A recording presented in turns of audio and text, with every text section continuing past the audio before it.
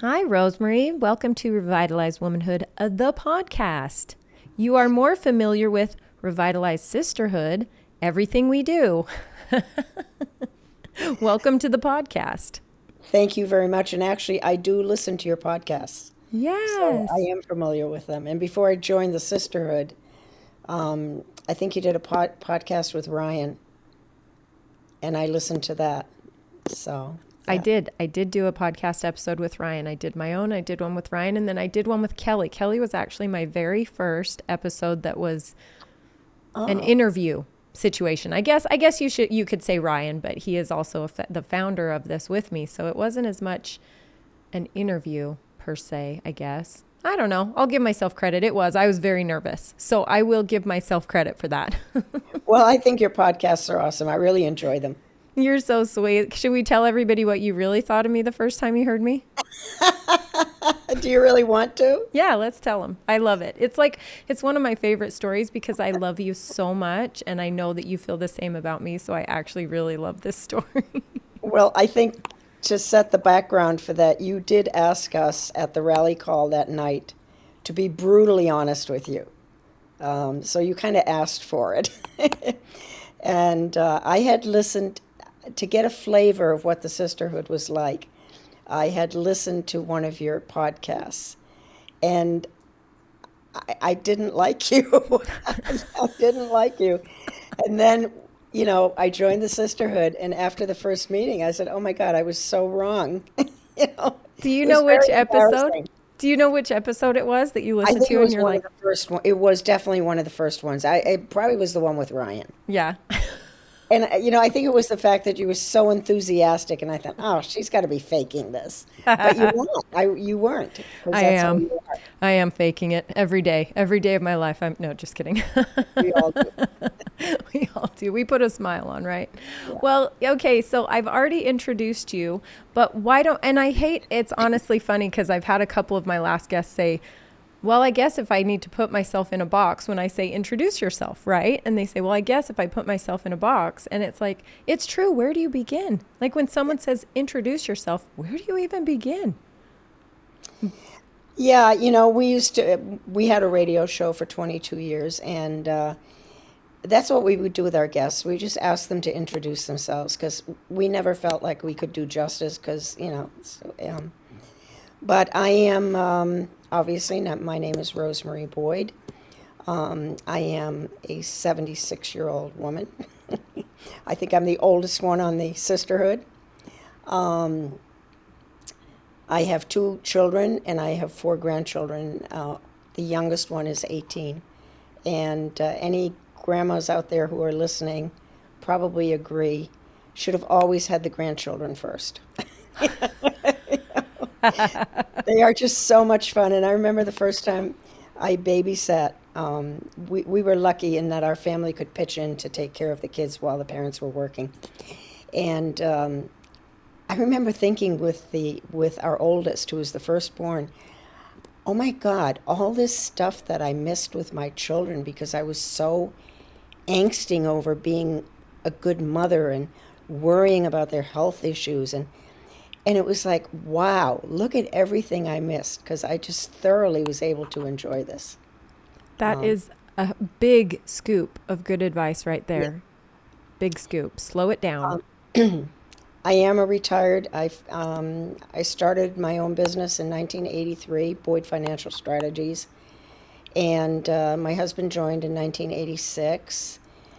And we started it as mainly for family to have the flexibility.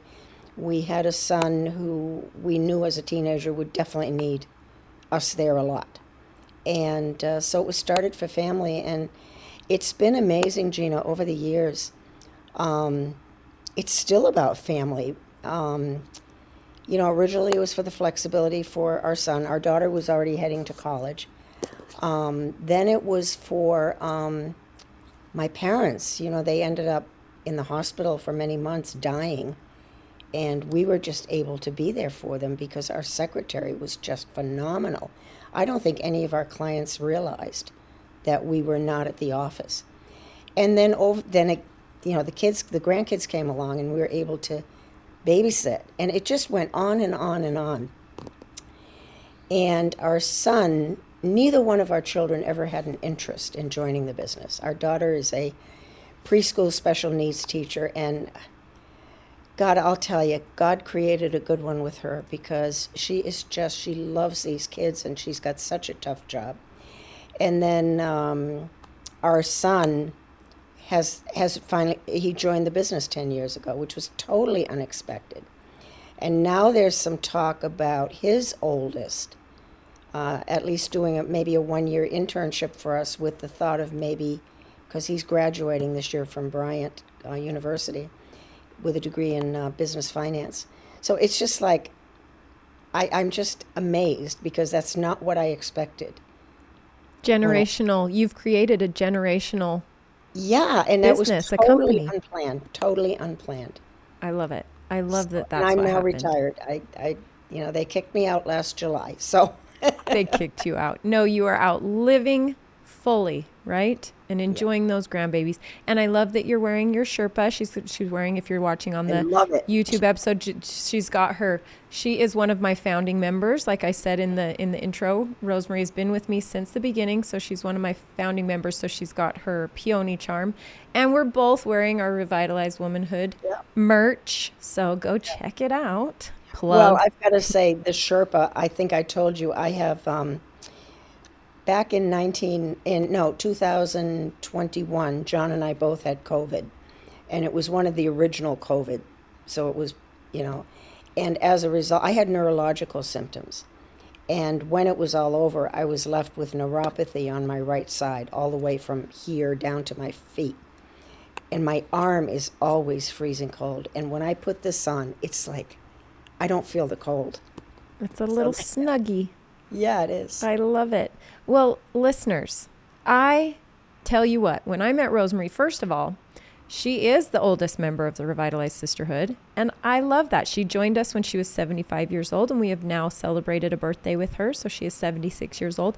And the amount of wisdom and perspective and sass that this woman brings to our calls is amazing. She is also one of my squad leaders, and she's doing a beautiful job with the women in her squad. I know that for a fact.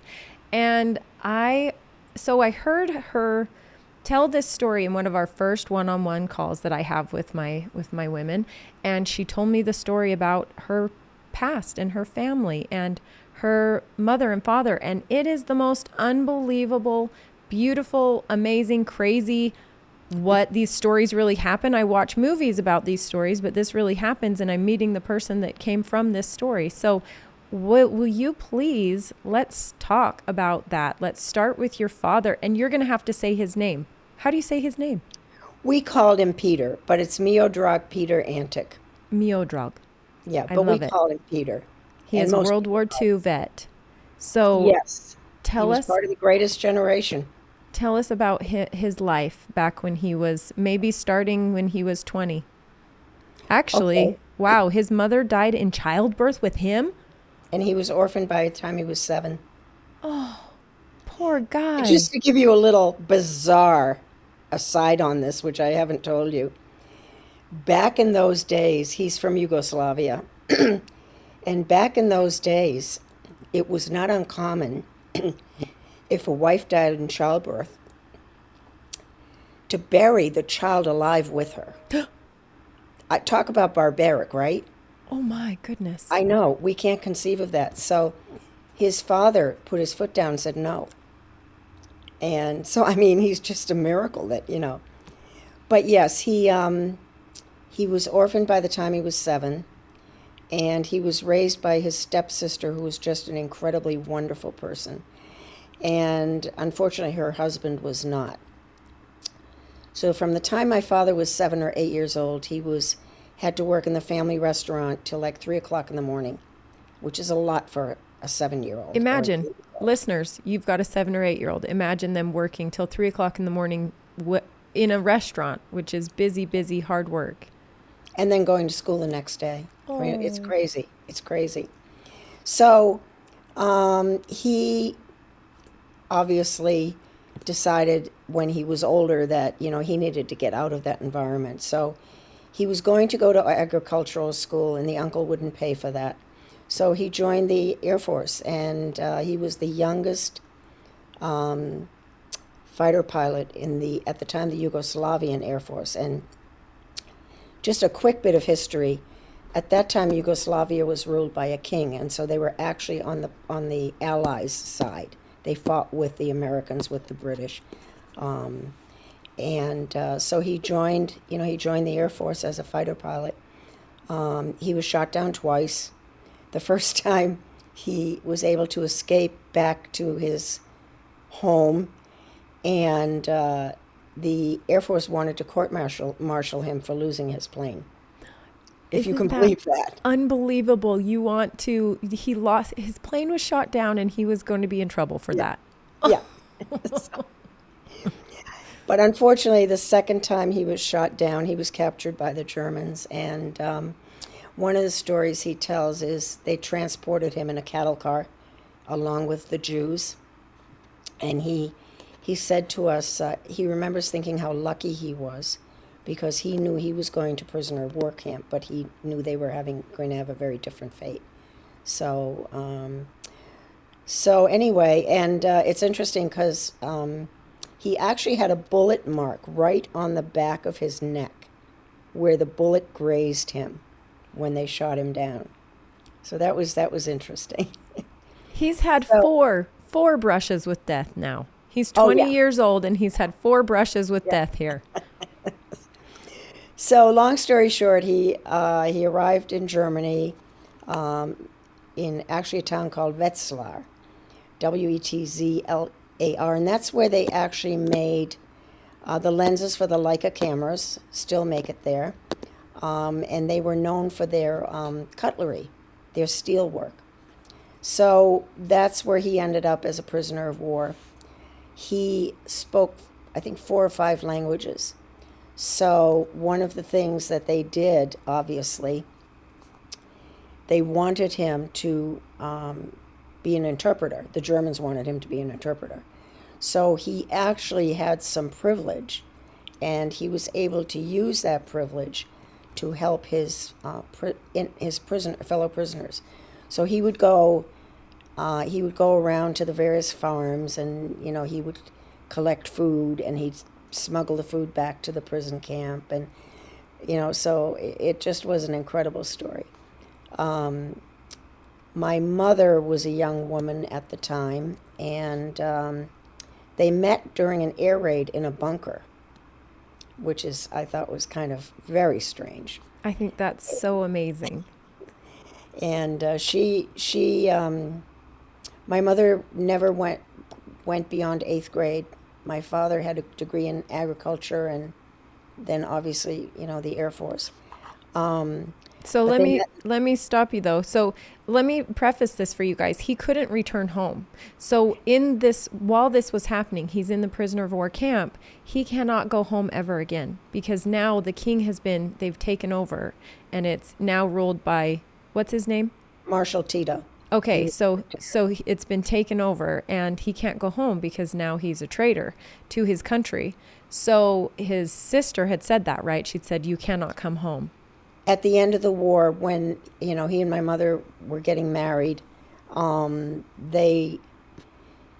they were either going to stay in Germany or they were going to go back. And yes, his sister said he'd be shot. So So he, with his new German wife, his new German bride, and her name is Hildegard Martha Funk. yeah, And then we always called her Martha in this Martha. country. Some of her German friends called her Hilde, Yeah, but basically most of us called her. I didn't, but most of the people called her Martha. very German. So So go ahead. I'm sorry. no, it's wonderful so you're conceived and born in Germany, right? Yes, I went to school in Germany till I was 9 years old. And one of the other destinations that my parents had talked about was coming to the US. Um, and I think because my mother never really had an education, and my father's was kind of disrupted, their passion was to make sure that I was able to go to college. So they actually left Germany to come to this country to earn a better living so that I could go to college. So what their dream, they had the American dream, right? They had the American Yes. dream. But what was it like in Germany for you when you were a child? Oh, I You had a said you ball. had a wonderful life, right? I did. I did. I mean, I just have so many good. I had two friends. We lived on a farm. It wasn't our farm, but we rented an apartment. And one of my friends was the son of the farmer, and another of my friends was, I don't know if he was a cousin of theirs. I can't remember the relationship. But I basically hung around with two boys. Those were my friends. And I mean, they would throw worms at me, they would throw bricks at me, they would chase me with a pitchfork. It was, but some of my memories, they're stupid memories, but I love them. I would come home from school. I was like in kindergarten. And one of the things I loved to do, I don't know why, I used to kick my shoes up in the air. It's just and of course, and shoes were very, I mean, they were precious. Yeah. So of course, they always ended up in the creek. So my parents were not happy with me.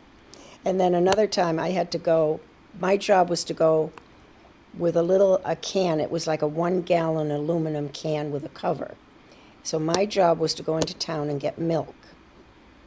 So because it was such a boring thing to do, on the way home, I would swing this milk bottle over my head, Oh. but but the cover was just a cover. It didn't really latch on. So I basically always came home with less than half of a can of milk, which Oh was my gosh, you're so naughty. You are so so naughty. I had a great. I mean, I just have wonderful Doesn't memories. that just sound like an episode out of Heidi? It does to me. I don't know about you listeners. It just sounds like she's might as well be Heidi. We're now going to call Rosemarie Heidi.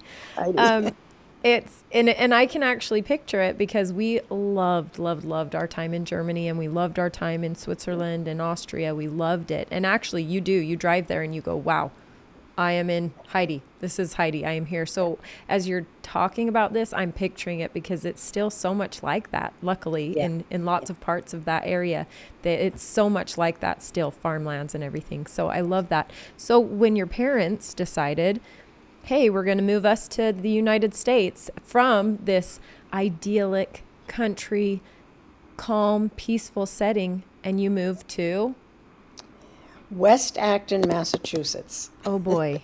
And so it We were was like the hustle and bustle, right? No, not back then. Oh, It was good. great. Oh, good. We were sponsored through the World Church Services. And so we had to have a sponsor, a couple responsible for us for a year. And the West Acton Baptist Church was also our sponsor. And so, they had an apartment for us, fully furnished. I remember um, coming in and they had this huge cake. And, in Germany, it was still after the war. So things like that were a luxury. They had, my room had, I don't know if you are familiar with what's called the little golden books. They were like, Oh, yes. Yeah, absolutely. yes, Yep. my whole bookshelf. They had a bookshelf just totally filled with The little little golden books. golden foil edge, Yes, right? Yep, yes, yes. absolutely. I did have some of those growing up as well. And I'll tell you, the people, I just remember certain things like, um, passing the Statue of Liberty, and my poor mother spent the entire voyage in the infirmary. She was seasick from the minute she set foot on that boat until the minute she got off. But, seeing the Statue of Liberty, and then our sponsors picked us up in New York, and I had never seen these electric heaters in the bathrooms. I mean, I was having a ball with those, and I had never ever seen an ice cube. An ice Never. cube. So we stopped at Howard Johnson's for dinner, and they had ice cubes in their drink. I couldn't get over that. Never It's seen. so funny. You know what? That's a funny thing still for Europe. That is still a funny thing for Europe. You don't get ice in your drinks. That's Right. to this day. I mean, you can, I guess, but you just don't. I Yeah. remember Rick saying every Coke he's had over there has not had ice in it. Right. So They're that's not really big on. interesting. But Acton was great. I mean, the kids were wonderful. I do have to say, it must have been traumatic for me because I remember when we arrived, and I remember the kids that day taking me outside. I think there were 3 or 4 of them to play. And honestly, Gina, after that, that was in May, I totally blanked everything out. My next memory is in the fall. I should say a shrink. My next memory is in the fall in a classroom when I understood what the teacher was asking. I understood the language, and I raised my hand, and she was awesome. I mean, she just immediately called on me, and it was just so. There's like a whole 3 months, 4 months that I That's what just I was just going to ask. So none of you speak English, right? You all no. just speak, well, German and whatever other languages, Well, correct? mainly for in our house it was German because my Right. mother was afraid that my little brain couldn't take learning two languages. Right. Okay. So now you're in America and you're in this. I wonder. Okay. Here's just a little. We'll have to. You go see a therapist and you ask him this. I wonder if because you didn't speak the language, because you didn't understand what they were saying, your memories, you didn't hold those memories, Could be, and could then be. all of a sudden you understand Yeah. what they're saying, and so your brain's like, "Yep, I That actually understand it." makes a lot of sense. Yeah. And one of the things, obviously, my father had to have a job when he arrived. Yeah. So they found him a job. But one of the things we did that I do have wonderful memories of, and I don't know, we must have started this in the fall, but the drive from Acton to Framingham is like about a half hour. So every Wednesday evening, my mother, father, and I would go to Framingham for English classes. And of course, now remember we were sponsored by the West Acton Baptist Church. Baptists back then didn't drink. Mm-hmm. So the teacher said to my father one night, "Mr. Antic, what do you think of American beer?" And my father said, "Well, I don't know. I'm being told Americans don't drink." So she said, so during the break, she said, "Come with me." And she took my father to the liquor store and bought him a 6-pack of beer. This poor German man, he's come to a country that he thinks they don't drink. He thinks Yeah, this entire country is a dry doesn't country. drink. The Baptist grew back then. I'm surprised he didn't hop back on the boat and go back. No, and then the other thing we did that was great was there was a couple in the church. They were an elderly couple like I am now. And they had sadly lost 2 children. Dang it. So they were childless. And they adopted us. So every Saturday morning, he would come and he'd have coffee and he gave me a history book and he spoke a little bit of German and he would teach us all English, but he would also teach us American history. It was awesome. That is so Yeah. amazing. So, what was your mom doing with all this? How did she do with English and how did she do? And she worked, right? Didn't you tell Not me that she initial, worked? not no, not initially. Mm-hmm. I think because I think we were in Acton for maybe 2 years. I don't remember exactly. And then when we moved to a nearby town, because my father was able to get a better paying job, then when we moved, then my mother started doing house cleaning for people. Okay. And then when we moved back to Acton, then she worked in a bakery. And eventually, the man that was teaching us history and English said, "You need a better job." And so he talked to the town manager, and she became the billing clerk for the town of Acton. Wow. Yeah, and That's amazing. I loved her. Absolutely. My daughter is a clone of my mother's. Oh, I love that so much. That's so sweet. What a sweet memory for you through her. But so what I'm wondering is while she was at home, I'm trying to imagine myself in a new country, and I can do that. I'm in a new country. I don't know the language. I've been there. But now I'm having to make sure that my family is taken care of the best way I know how in surroundings that I don't know anything about, right?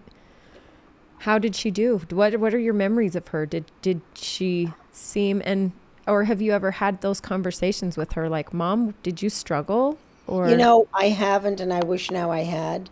yeah. But the truth of the matter was that in some way, my parents were always a team. But in some ways, they were also very traditional. Mm-hmm. So my father provided. That was his role.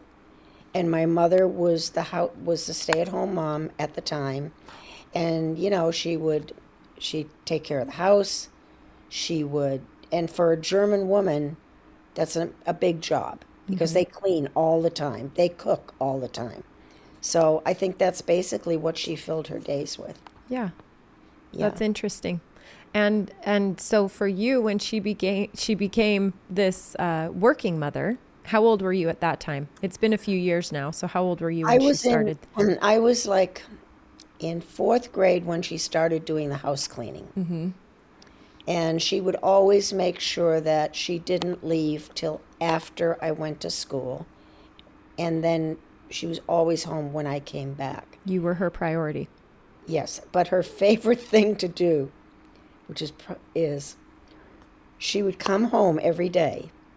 She would make 2 apple pies. She and I would eat one when I got home from school. And then the 3 of us would share the second one as dessert. Can you believe that? I want to grow up in your house. Oh my God. That's not far off. I mean, other than the fact that my mom, she baked 6 loaves of bread a week, I think. Wow. I mean, we had 8 kids, and so there was always homemade bread. There was always homemade cinnamon rolls sometimes was a real big treat, and homemade jam. And my friends would come eat our pickles because she'd bottle pickles, so I did have those kinds of things. But between 8 of us, that's different than just sitting down with your mom and enjoying an apple pie I mean, who twice does that? a day. Yeah, who does that nowadays? It was really funny. I was very lucky. This was when we had moved from Acton to Clinton, which is a really neat little town. Again, just a half hour. But I had 3 friends there, and one of them came from a very traditional Italian family. So she would enjoy my mother's pies, and I would go down there every Wednesday, and her father and her mother would be making pasta from scratch and their sauce from scratch. And we were surrounded by just good home cooking. Oh, that's so yummy. That's so great. Well, so I want to know, with your mother and father, do you feel like because of them, and we've talked about family of origin, and because of them, obviously you felt comfortable going to work. You did, because your mother worked. You felt Yes. comfortable with that. Yeah. And you then felt comfortable. I know your mother and father never worked together, but as far as, were they always on the same page as, like, do you remember them being, I don't know how to ask this, because with you, where I'm going with you and your husband, you actually worked together and you Right. had to figure that out. Whereas your mom and dad, they both worked, but not together. And so they had their rhythm, right? What is it about you and John that maybe that helped, because they did so well working, both parents working, that helped you be strong enough to work with your husband? Because that's a hard thing. I'm sorry, that question didn't really land very well. No, I know what you're saying. How is it that, what made it so that you were so able to work with John? There you go. Unfortunately, John is in the room, so Hi, I'm John. I'm going to build up his ego, which I really don't want to do. But We've already heard amazing things about John, so we know. the one thing about John is he has always, always tried to help women. And I think some of it stems from his mother, who, he was just so supportive of her. And, but he's always mentored women. He's just so, it was never a problem. Like when I stayed home for 3 years, and I'm going to sound like a horrible mother, but I couldn't take it anymore. I had to go to work. I had to. So John said, he was working at the local hospital as a biomedical engineer, and he said, go to the hospital, find a department, tell them you will not do secretarial work. You're trying to establish a career, but you will work 24 hours a week for them. So I did, and we paid a babysitter for me to do that. And I felt really guilty about that, but as John always says, it's a cheap course, So he's always been very supportive that way. It's never been an issue ever. And I feel bad and I feel terrible that you feel like you were a horrible mother, because that in that time that may Right. have been what was coming through society, right? It was you stay home with Yes. your kids. That's it, Well, right? it was right after the feminist movement of the Yes. 60s, Yes. which I have a lot of issues with that one, but Mhm. um, I don't think I was a horrible mother, but I had guilt. But you did. You had the mom guilt. You I did. had the mom guilt, You had the and mom guilt that you felt like you were being pulled. You wanted to be with your kids, but you weren't feeling as fulfilled. You needed more. yeah, and my daughter had the mom guilt, um, but they needed to work. They needed. Unfortunately, this is the sad thing about nowadays. Sometimes women have to work just because they need the income. So, it took her a while to get over that mom guilt. And, I mean, it, when I listen to the women of the sisterhood, I don't, I try not to say that too often, but I've walked that journey and I've come through that journey. And now I can look back and, all those fears and all that, it just, I don't know, it doesn't matter in the end. That It's was such a struggle. that was Rick and I were actually, when I told you that he was coaching me on Monday, and he was like, "What is your message?" Right? We know what your message is. It's clear. It's be a good mother, be a good wife, right? Be a strong, confident woman so Yeah. that you can be a good mother and a good wife. But guess what that sometimes means?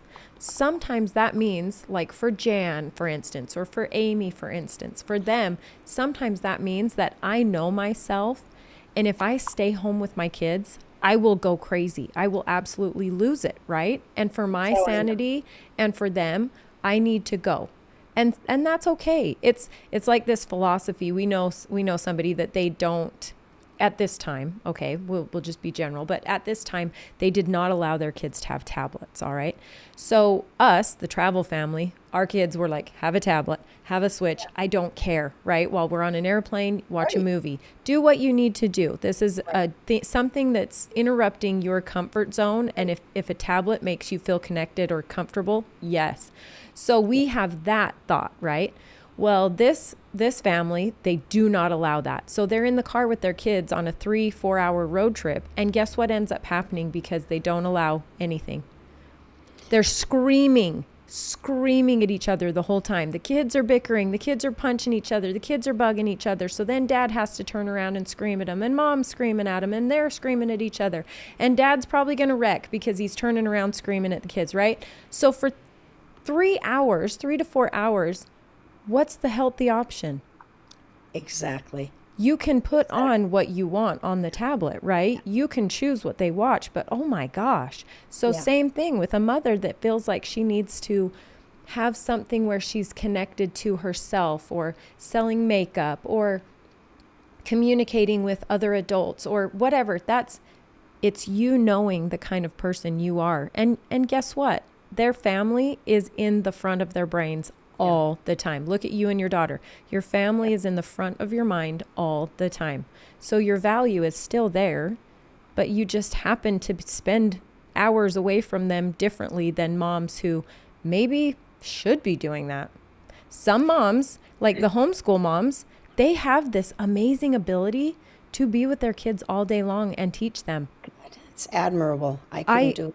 I can't. I can be with my kids all day long. I can do that. I can travel with them. I can, have activities and those kinds of things. But when COVID happened and trying to sit down with them and get their schoolwork done, I was like, nope, forget it.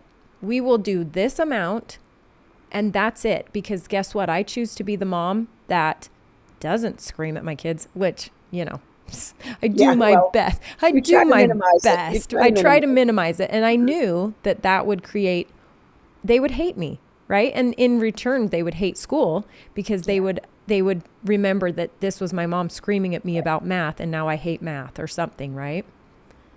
It's interesting.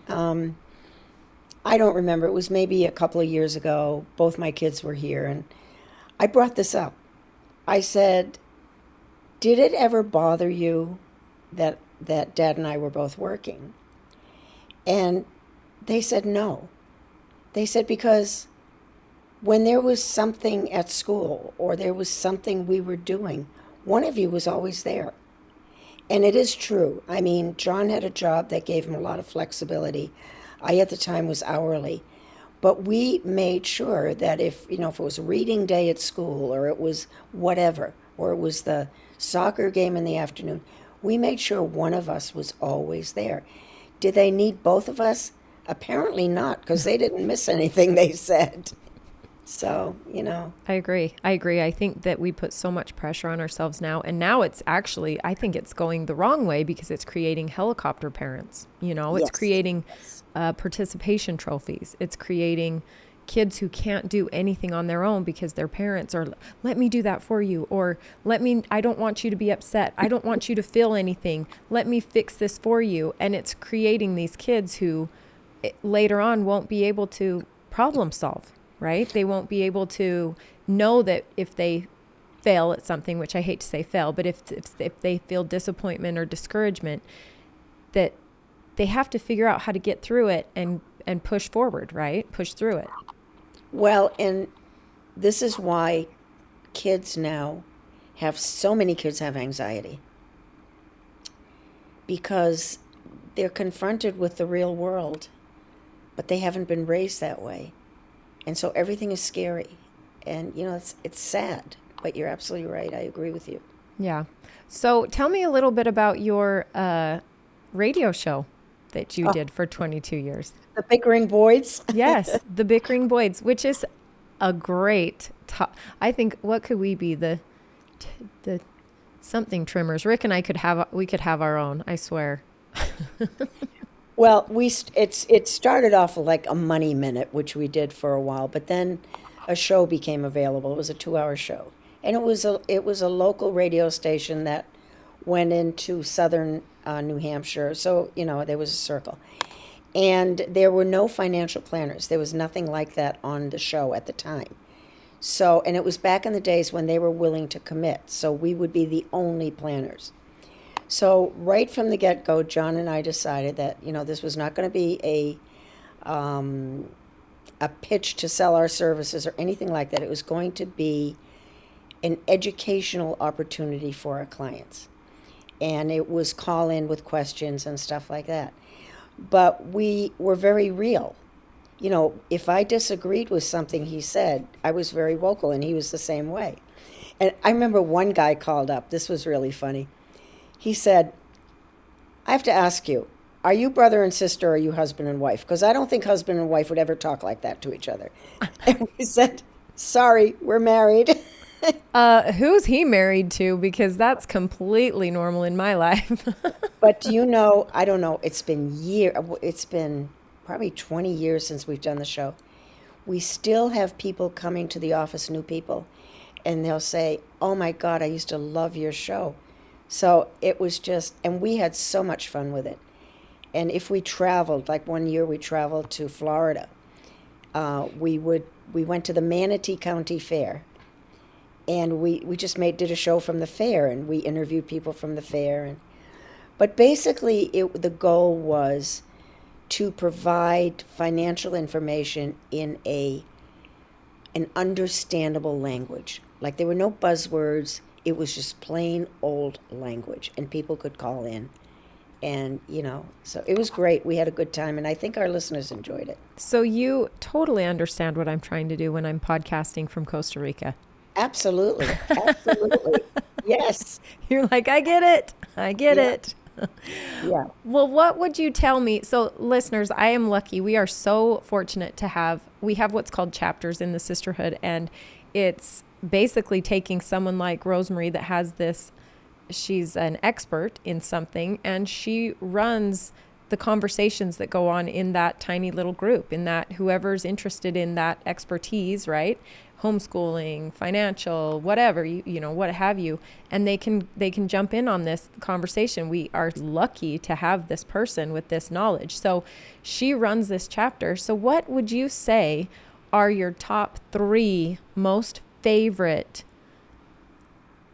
not necessary, how do I ask, like not budget friendly, or people getting in the mode of needing to budget, right? Watching their finances, getting their finances in order.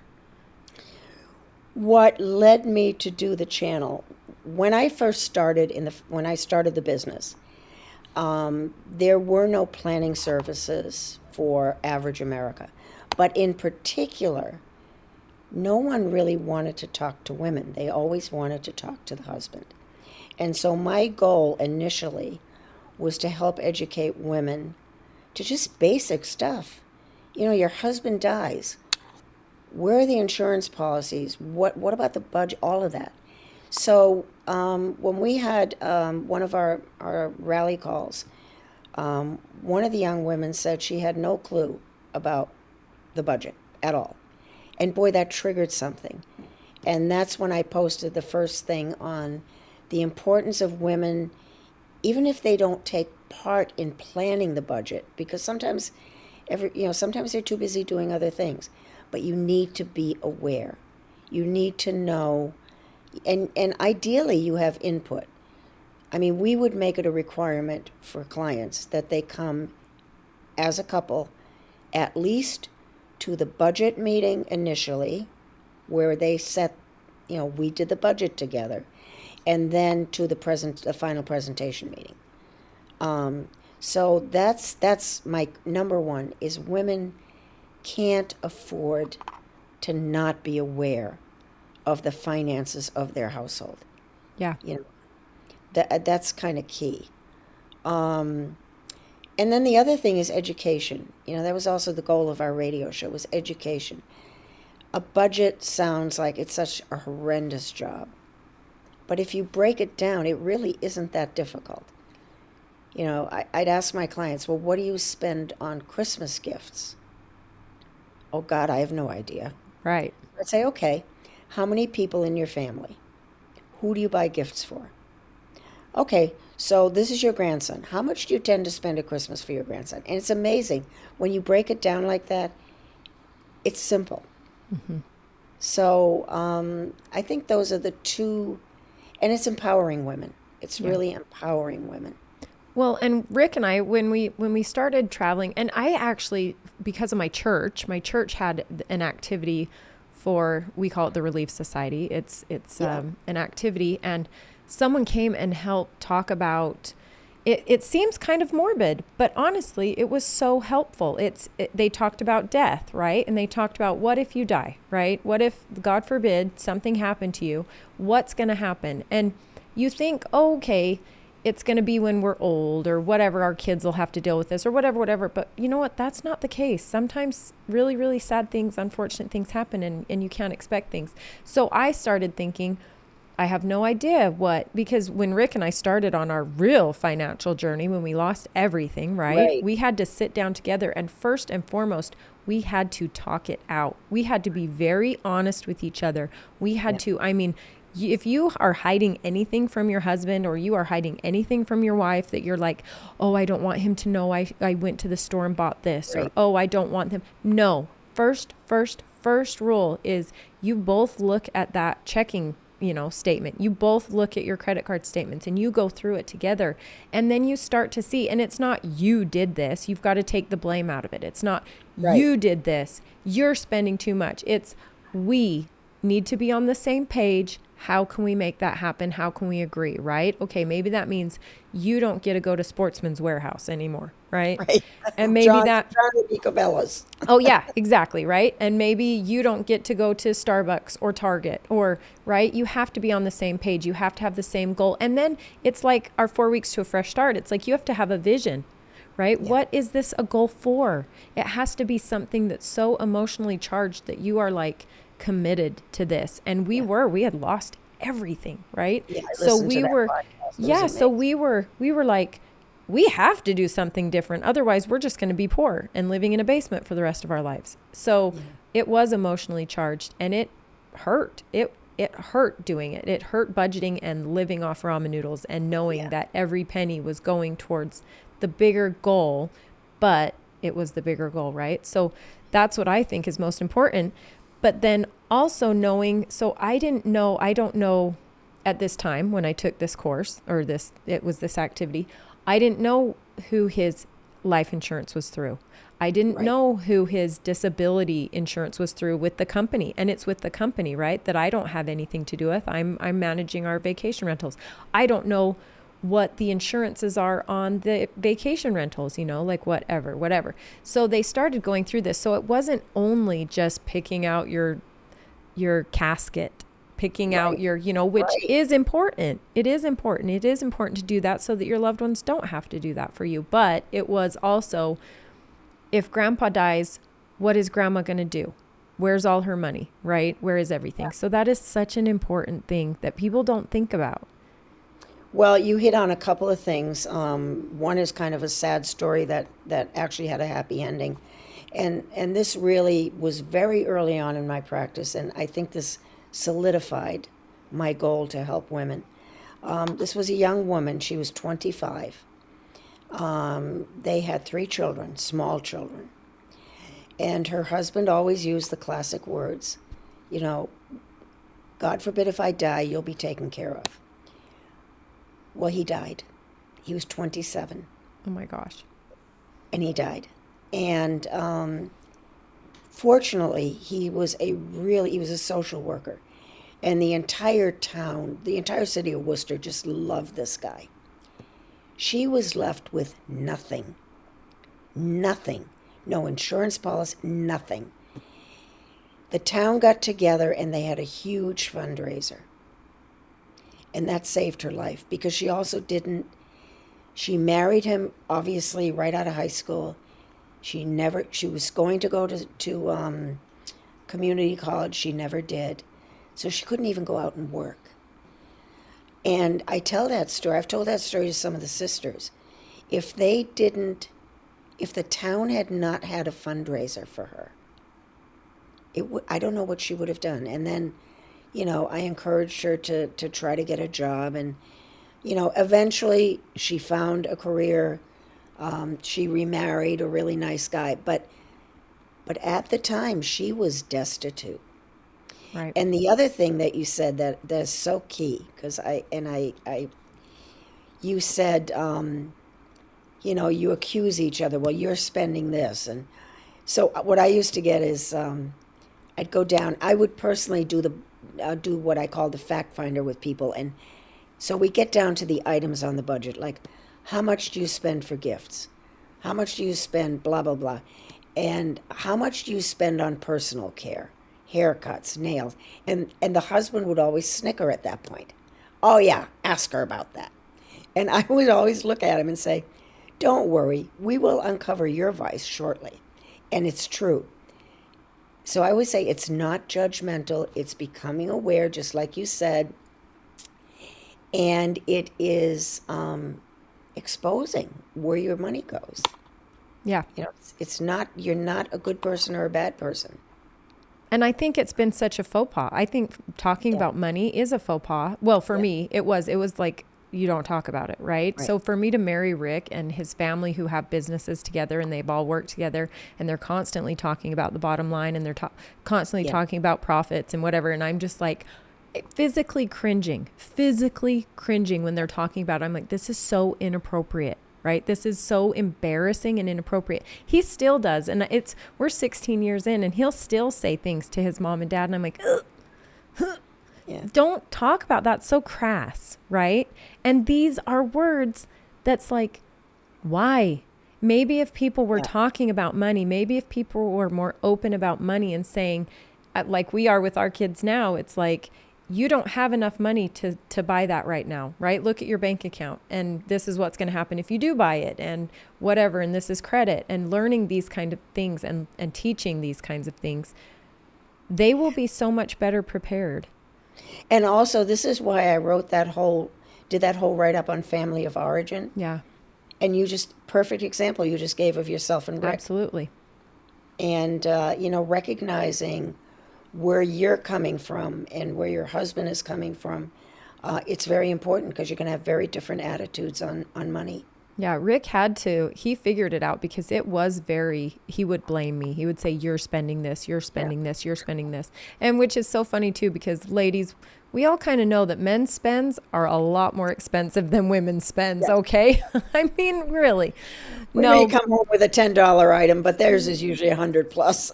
yeah. Let's add up the hunting trips. Okay. Yes. Yes. So anyway, no, but he learned when he would come at me and it would turn into a nasty fight. It would come into he's accusing me and I would go on the defense. It would turn into something nasty. And then he finally read, I think he said it was, I don't know if it was Dave Ramsey. It probably was. That's what he was reading at the time. He was reading a couple, but it was probably Dave Ramsey. And it says, absolutely not. You go to her as, we are in this together. Yeah. We have to be on the same page. We have to be a team, because if you're not a team and you don't have the same goal in mind, like, okay, I'm over here trying to budget and budget and budget and budget and, not getting the name brand cereals. And I'm trying to do everything I can to, meal prep and plan out the meals and, whatever. And then you've got a husband out here that's going to lunch every day with his buddies, Yeah. taking off at work and going to meet up at Jimmy John's every day. And it's like, well, that Yeah. was why am I killing myself over here? It has to be, you have to be on the same page. And that's why I mean, like, you look at it together and it's like, Yeah. it comes out. The numbers don't lie, right? And that's what I admired about my parents. When it came to when it came to anything, they were a team. There's just no better way to say it. They handled their finances as a team. Everything was as a team. And I work very hard to make sure that when clients come, if they start the judgmental thing, they get my judgmental talk. And I had one husband say to me, you do realize you're much more of a marriage counselor than you are a financial planner. And I said, well, you have to be on the same page. There's a And statistic, and what is it? It's financial. Most marriages end because of financial yes, crisis or financial arguments or yeah, disagreements. which is sad. It is. Yeah. Well, so is this why you feel like, okay, so you and John have been together for 59 years, married for 54, together for 5 before that. Yeah, he So was a is slow that, learner before he proposed. he was, I think you didn't kick him along as well as you should have, Well, I did maybe. at the end. So, So is that the secret to your success? I mean, I know you're human. You have your bumps and bruises along the way, but the secret to your success is that teamwork. Is that what you feel like it is? yeah, I mean, I have to be honest. John and I still struggle. If anybody thinks that, yeah, there are a few people that just seem to have a marriage that was just made in heaven. I don't think many, but it's still a struggle at the age of 76. And I think that the teamwork, we didn't have the same arguments. Like I never had to, we gave each other $60 a week at the time. So we each had spending money. So nobody had to ask questions. If I wanted to buy something for him, I had some money.